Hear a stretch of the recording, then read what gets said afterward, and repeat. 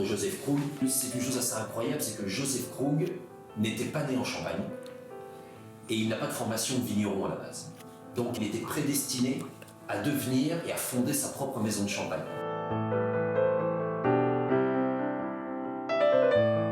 Il a fondé sa maison de champagne, c'est parce qu'il avait vraiment une idée en tête, il avait une vision. Il voulait offrir son meilleur champagne tous les ans. Il est né en Allemagne et à l'âge de 34 ans, il arrive en France. Il arrive ici, en Champagne.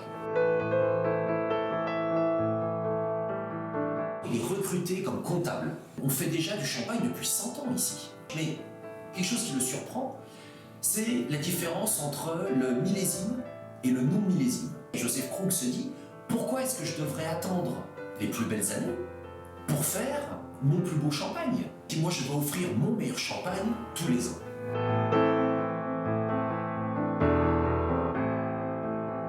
À l'âge de 43 ans, Joseph Krug va tout plaquer pour démarrer sa propre maison de champagne.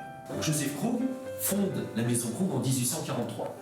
Et en 1848, il décide de consigner dans ce petit carnet sa philosophie et sa vision du champagne.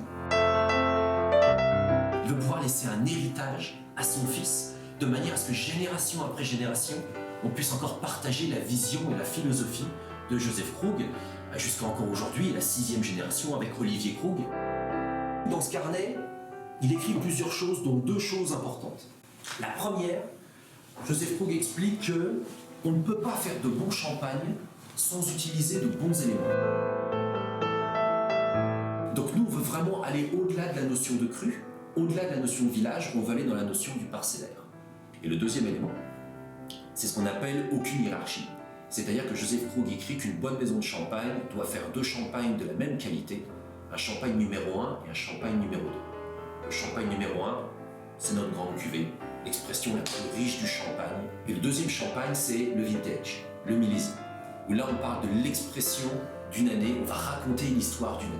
Encore une fois, comme on disait, on ne va pas décider de faire un millésime en fonction de la qualité des raisins, on va choisir de faire un millésime en fonction de l'histoire à raconter. C'est vraiment l'histoire racontée par Krug qui va justifier ou non le fait de faire un millésime chez Krug.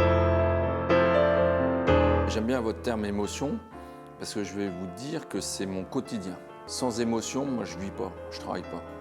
Le plus beau commentaire, si tu veux, de dégustation, c'est réellement quand je sens que les gens qui dégustent, avec lesquels je partage le champagne, ils ont une émotion, ils ont une vibration, ils ont les yeux qui brillent.